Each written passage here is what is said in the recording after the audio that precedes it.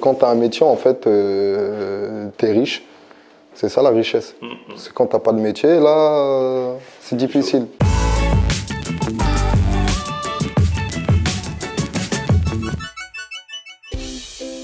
Salut tout le monde, bienvenue, un nouveau vlog aujourd'hui. Alors aujourd'hui, je suis sur les terres de ma jeunesse, je suis dans le 94 à Fontenay-sous-Bois. C'est là où j'ai grandi pendant longtemps. Je vais voir un pâtissier qui franchement a une histoire magnifique qui peut en inspirer plus d'un et plus d'une. Il s'appelle Silax, en tout cas c'est comme ça qu'on l'appelle. Et je vais aller le voir pas très loin d'ici. Puis ensuite, ouais, je vois mon poteau Fessal aussi qui veut me faire découvrir un resto. Bref, ça va être chargé aujourd'hui. Suivez-moi. Salut, comment tu vas? Ça se passe? Bah ouais, super. Bonjour. J'ai grandi à Fontenay, moi. Je suis du quartier, j'habitais à un quart d'heure à pied, donc je reviens sur mes terres. Bah ouais, exactement. Ça fait plaisir. Bah, plaisir partagé. Ouais, bah, franchement, ça fait grand plaisir. Bon, parce que toi aussi, t'es du coin, à la base. Exactement, je suis d'originaire à Fontenay. T'as grandi dans le coin. J'ai grandi à Fontenay, je suis parti, là je suis revenu. Ok, bah voilà. C'est vrai que ça fait toujours quelque chose quand tu reviens, surtout quand tu construis un projet et que tu le refais là où t'as grandi. Exactement. Tu dis, peut-être que tu passais dans cette rue et tout. Et jamais t'aurais pensé que t'aurais ta pâtisserie là, quoi. Surtout pas ici en plus. Ah ouais? On passait ici, on allait souvent boire notre jus, voir les matchs juste en bas là au café de village. On passait ici, avant c'était une charcuterie. D'accord. Et là du coup maintenant c'est moi qui est là, quoi. C'est ouf. Mais jamais je me serais dit que je serais là en fait. Je viens d'arriver, on me propose déjà une chouquette pralinée, c'est gentil, hein. Merci. Oh là, je suis obligé de me dévouer.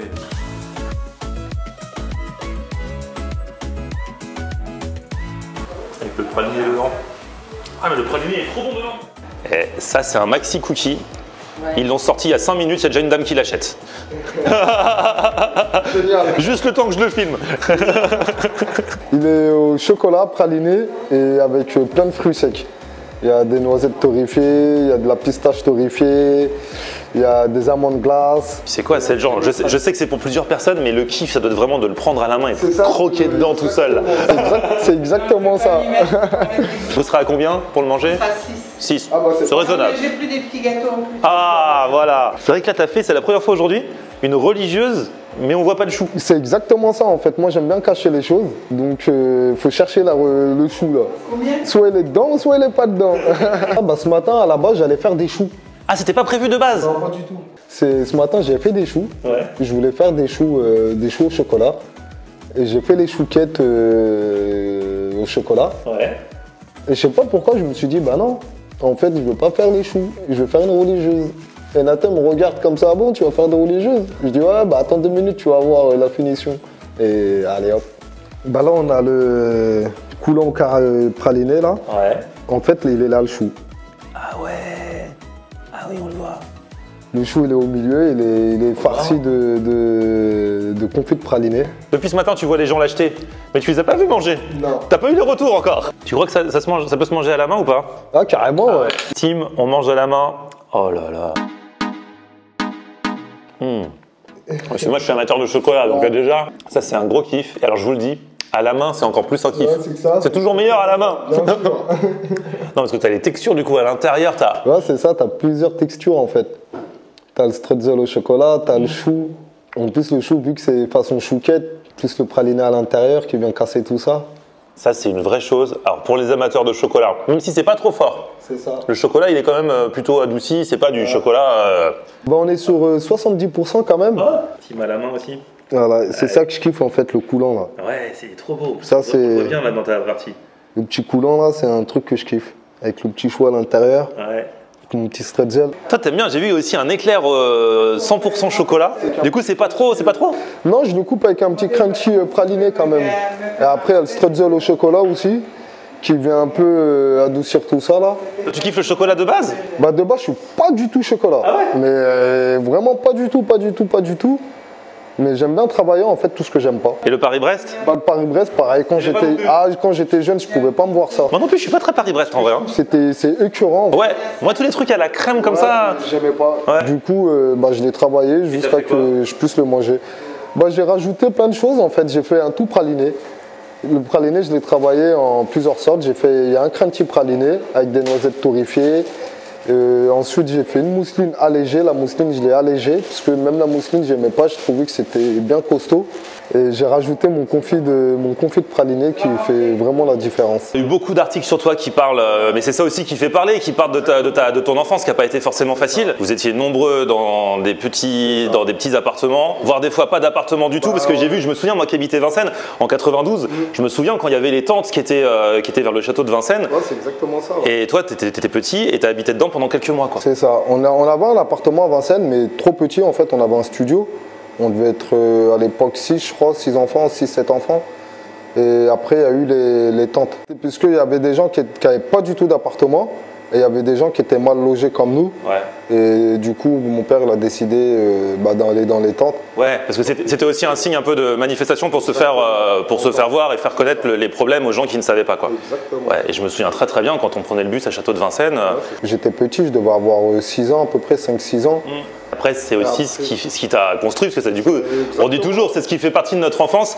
Il y a deux façons de réagir. Soit tu te laisses faire et tu fous rien, tu dis c'est bon, c'est mort. Soit tu essayes de te battre. Toi, tu as choisi quoi? Tu as choisi directement d'y aller ou alors il y a eu une période un peu compliquée? Il y a eu une période compliquée un petit peu. Puisque après les tentes, on est atterri à Fontenay. À Fontenay, c'était la Croix-Rouge, là, les trucs d'hébergement, les Algeco. À partir de ce moment-là, j'ai commencé à beaucoup traîner. Ok, beaucoup, donc fréquentation et tout. Ouais, un petit peu de tout en fait. J'avais 8 ans, je traînais beaucoup. Ah ouais, 8 ans. Ouais, j'allais sur Paris, j'allais beaucoup sur Paris dans le 13e. Alors qu'est-ce qui a été le déclic? Pourquoi la pâtisserie? Pourquoi la pâtisserie? Puisque j'allais chez ma voisine et elle faisait tout le temps des pâtisseries le dimanche. Ok. Et moi je kiffais en fait venir le dimanche et regarder comment elle fait ses gâteaux, goûter ses gâteaux. C'est génial parce que c'est un peu cette dame en fait qui a été un peu le déclic. Ouais, avant tu calculais pas la pâtisserie. Non, pas du tout. Hein. Parce que nous, c'est marrant, elle a fait ça, elle faisait ça normal, juste elle faisait des gâteaux normaux. C'est marrant des fois l'influence, on ne pense pas. Et juste, si on peut avoir de l'influence sur une personne et limite changer un peu sa vie, quoi. Mais c'est exactement ça qu'alors elle-même, elle savait même pas en fait à cette époque-là que ça allait avoir un impact sur moi. Et du coup, moi à l'école, je faisais beaucoup de bêtises en fait. Et un jour, je me suis dit, je vais aller voir la conseillère d'orientation, j'en ai marre de venir à l'école pour faire des bêtises, autant faire un métier, quoi. Ouais. Elle m'a proposé un panel de métiers. Il n'y avait pas la pâtisserie. Ouais. J'ai pas aimé les métiers qu'elle m'avait proposé. Et j'ai choisi la pâtisserie. J'ai cherché jusqu'à que je suis tombé sur un patron, l'école. Et j'ai commencé la pâtisserie. Tu as fait un apprentissage? Un pré-apprentissage. Parce que j'ai vu que là, tu as fait un petit spot pour promouvoir l'apprentissage chez les jeunes, non, il y a quelques mois. Puisqu'il y en a beaucoup, ils vont à l'école, ils foutent rien du tout. Et il y en a plein, ils peuvent faire des apprentissages et ça leur changera leur vie en fait. Avoir un métier, quoi, puisque arrivé à un certain âge, tu n'as rien du tout, tu n'as pas de bagage. C'est très difficile de s'en sortir en fait. Puisque après tu veux de l'argent facile et tu cherches que de l'argent facile en fait. Il y a une période à laquelle il ne faut pas se louper en fait. Il y a un virage, il faut prendre le bon, quoi. Enfin, tu en as deux. Quand tu as un métier, en fait, tu es riche. C'est ça la richesse. C'est quand tu n'as pas de métier, là, c'est difficile. Ouais. Moi, je m'en souviens quand on allait à l'NPA avec des amis à moi. Moi, je savais ce que je tapais le code, c'était 47112, je m'en rappelle encore, il y a plus de 15 ans là. 47112 et c'était le code métier pâtisserie. Et ça me sortait toutes les offres pâtisserie. Et moi, j'avais pas mal d'offres parce que c'était recherché. Et des amis à moi, eux, ils ne savaient pas quoi faire en fait. En tout cas, on voit que tu es comme moi, tu es un ancien, tu as dit ANPE, tu n'as pas dit Pôle emploi. Exactement, exactement, c'est l'ANPE. Et donc, avec cet apprentissage, du coup, tu as bossé dans des maisons et parfois même dans des grandes maisons. J'ai fait mon apprentissage chez M. Janin, un très bon patron qui m'a bien appris. J'ai trouvé un CDI à la durée, j'avais 17 ans et demi. J'ai oublié de passer mes épreuves parce que j'étais en mode CDI, en mode ça y est, je suis grand quoi en fait. Et du coup, j'ai jamais repassé mon CAP, mais j'ai toujours bossé dans la pâtisserie. Après la durée, j'ai cherché à travailler dans les grandes maisons. J'ai un peu forcé les choses, quoi. J'ai vu dans les articles, tu as aussi pas mal parlé du racisme dans le monde de la pâtisserie. Un peu quand même. C'est-à-dire que quand on est noir et qu'on arrive dans une grande maison, on pense que c'est pas toi le pâtissier. Non, pas du tout. Non. On va te prendre tout de suite pour, comme je dis, le plongeur en fait. Et c'est vraiment la vérité, ça, on te prend pour le plongeur, puisque la plupart... Encore maintenant? Parce que ça quand même, je pense que c'était encore pire. Non, c'était pire il y a 10-20 ans, mais toujours maintenant en fait. Puisque la pâtisserie, déjà, c'est pas comme la cuisine. La cuisine, on va avoir pas mal d'étrangers. Mais en pâtisserie, des étrangers, il n'y en a pas beaucoup. Moi, à mon époque, dans ma classe, j'étais le seul noir. On va aller en cuisine, on va en voir pas mal. Surtout au jour d'aujourd'hui, il y a Mohamed Cheikh, grand respect à lui. Il y a Maury. Maury, ouais. Et tout ça, c'est la cuisine, c'est Ouais, pas la c'est pas pâtisserie. la pâtisserie. Putain, j'avais pas réalisé, la pâtisserie, c'est encore plus, c'est encore plus particulier. Ouais. C'est vraiment fermé la pâtisserie. Et toutes les pâtisseries qui sont là, c'est vraiment toi qui les fais. De A à Z. C'est pas une brigade, t'es tout seul. Je suis vraiment tout seul. C'est un truc de fou, parce que quand tu vas chez un pâtissier, bah, il a fait la recette, mais c'est pas lui qui les fait. Généralement, c'est une grande brigade. Donc là, on est sûr que c'est toi. Là, on va passer au coco. Coco de Jambo. Coco de Jambo. Ça, j'en ai entendu parler. Ça, c'est vraiment, ma réalisation, en fait. Ah ouais. Normalement, on a un biscuit madeleine. Ouais. Mais en fait, ça m'avait saoulé de mettre à chaque fois le biscuit madeleine, puisque moi, j'aime pas du tout la routine. Et je me suis dit, bah, aujourd'hui, on va faire un sablé breton. Mais c'est encore mieux, je préfère. Donc en dessous, il y a le palais, et par-dessus, il y a ta création. Et entre le sablé et le petit gâteau, on a un croustillant praliné chocolat blanc. Tadam. Ah ouais, c'est mignon ça aussi. Généralement, quand je peux en manger 2 ou 3 d'un filet, ouais, parce que c'est vraiment léger en fait. Et je pense que c'est une trop bonne idée d'avoir mis le palais breton en dessous. Là, c'est pas mal avec le palais breton. Non, celui-là, c'est vrai qu'il est tout léger. C'est pour le premier, la religieuse. C'est pour les durs à cuire comme moi. Exactement. Tu vois. Regarde, Nathan, le stagiaire. C'est pas le meilleur stage du monde, ça.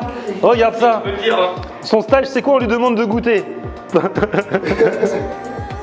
C'est bon, Nathan? Ah, c'est une tuerie. Hein. Sérieux? Ah ouais. Eh ben, merci beaucoup pour l'accueil, l'équipe. Hein. Bah, franchement, c'était top. Et puis, bah voilà, venez chez Silax, Fontenay-sous-Bois. Je vous mets les infos dans la description.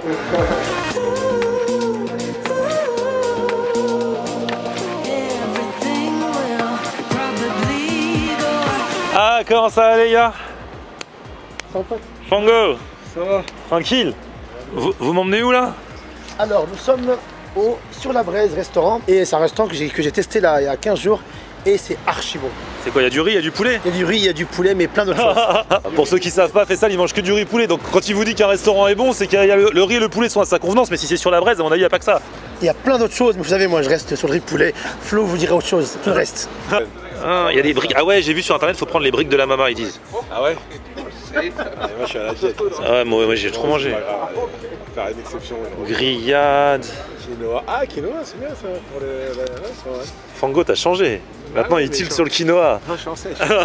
Il va dans un resto sur la Braise, il est en sèche. Parce que mon coach, il va me tuer, sinon. Oh là là, faut arrêter avec les coachs. Hein. Bon, voilà, on est arrivé sur la Braise, ça y est, je fais connaissance avec Arturo, l'un des boss. Comment ça va? Ça va, et, Florian, tu vas bien? et ici, ça s'appelle sur la Braise parce que vous avez un four, j'ai déjà vu ces fours là, les Josper. J'espère, donc ce sont des fours catalans. Ouais. Alimentation au charbon de bois. On a tout un revêtement en acier. Clac, comme tu vois. Et dedans, donc vous faites quoi? Il y a du poulet. Alors, on cuisine essentiellement, donc, bien évidemment, en grillade, tout ce qui est poulet, viande de bœuf, merguez. On prépare nos viandes nous-mêmes, on les assaisonne nous-mêmes, d'accord, pour donner effectivement un peu plus de saveur. On fait également nos burgers maison, d'accord. Ouais. Donc tu vois, en fait, on n'a pas de plancha, donc du coup, on travaille un peu à l'américaine avec une cuisson. Avec le buns directement, si tu veux, imprégné d'un peu de beurre demi-sel, okay, pour lui donner vraiment du moelleux. Et une viande de bœuf, pareil, qui est assaisonnée par nos soins. Ouais, donc tu vois, pareil, frites maison. Alors, nous, on a vraiment un point d'honneur, c'est qu'on fait tout nous-mêmes. On récupère tous les aliments bruts et on travaille tout nous-mêmes. Bravo, les gars. Nous-mêmes. Il y a juste le pain du buns qu'on fait faire par le boulanger d'à côté. Mais voilà, au moins on donne un peu de force aux voisins. Ah ouais, c'est ça. Tu vois. Ah, voilà. Et ça, c'est les briques de la mama. Parce que j'ai vu sur Google, il y a quelqu'un qui dit, alors je sais pas, faut pas toujours croire Google, hein, mais dans les avis, il y a quelqu'un qui dit faut à tout prix prendre les briques de la mama. Je ne sais pas qui tu es, toi qui as laissé ce message, mais du coup je me suis fait, je l'ai fait. Et du coup, il y a quoi? Et les briques sont faites maison? Les briques sont faites maison comme tout le reste d'ailleurs. Voilà, donc à base de bœuf, purée de pommes de terre écrasée, boursin et ciboulette. Fango, il a vraiment rêvé de ça. Dès qu'il a vu sur le menu, il a dit je veux les œufs bénédicts. Bénédicte. J'ai pas droit, mais c'est pas grave. Ça fait un moment, il y a trop de coachs dans nos vies là. Il faut arrêter. Les conseils, ils sont faits pour ne pas être suivis. Du coup, avec la sauce hollandaise, ça c'est ça les œufs bénédicts. Et avec bacon. Avec bacon. Donc j'imagine ici c'est bacon de bœuf, c'est ça? Ouais, et du mesclun. Et mesclun.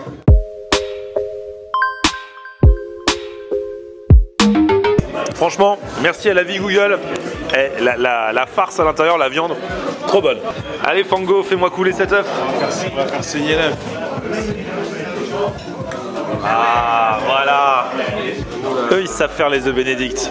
Ah, la sauce hollandaise, elle a l'air chambée. Voilà un homme heureux. Ouais, c'est ça. Ah, c'est pas mal. Ah, toi tu as pris le demi-poulet braisé. Pas très jet là. Les accompagnements arrivent à côté, hein. Mais il y a toujours un peu de salade. Poulet aussi pour Faisal, mais la suprême de poulet. T'as demandé avec du riz. Du riz basmati qui arrive là. Et j'ai hâte parce que le riz poulet, vous savez, hein, c'est mon dada. Ah voilà le riz. Oh là là, riz poulet. Tout est là les gars. Avec la classe italienne. Moi j'ai pris la côte de veau avec la purée maison. Il a déjà la fourchette plantée là, c'est presque dans la bouche déjà. Dès qu'il voit du riz et du poulet, on peut plus le tenir. Je sais pas c'est quoi la sauce, mais elle est très très bonne et le poulet fond dans la bouche. Ah ouais. Et moi qui aime le poulet, hein, je vous dis, il est très très bon celui-là. Il a sa petite expérience niveau poulet. C'est un riz normal hein. J'aime le riz, le poulet et aussi les poulettes. Allez Fango, à toi de jouer. Là, lui, il sait manger le poulet. On verra s'il reste, il faut qu'il reste aucune viande à la fin. Hein. Que de l'os. Pas de quartier. Allez. En fait, t'as le bouillon du poulet qui est mélangé avec la sauce verte. Et ça donne vraiment, ouais, franchement pas mal. Hein. La cuisson, il est tendre. Il n'est pas sec. Jolie côte de veau. Il y avait écrit 300 grammes, j'imaginais ça plus grand. Mais bon, ça va pour mon appétit de ce soir. Hein.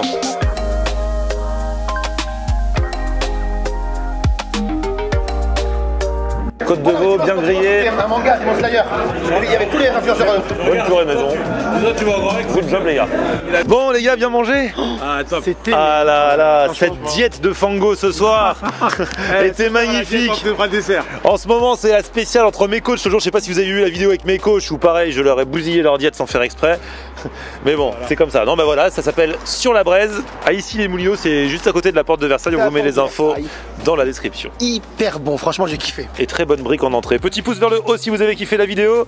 Vous abonnez à ma chaîne et on se retrouve sur mon Facebook, c'est Florian en air. Et Twitter, Snapchat, Instagram, c'est Florian en air. A plus, ciao, bye bye. On aime regarder Florian en air. Ok. On aime regarder Florian en air. Ah, ah, ah. On aime regarder Florian en air. Alors tu dis quoi Florian?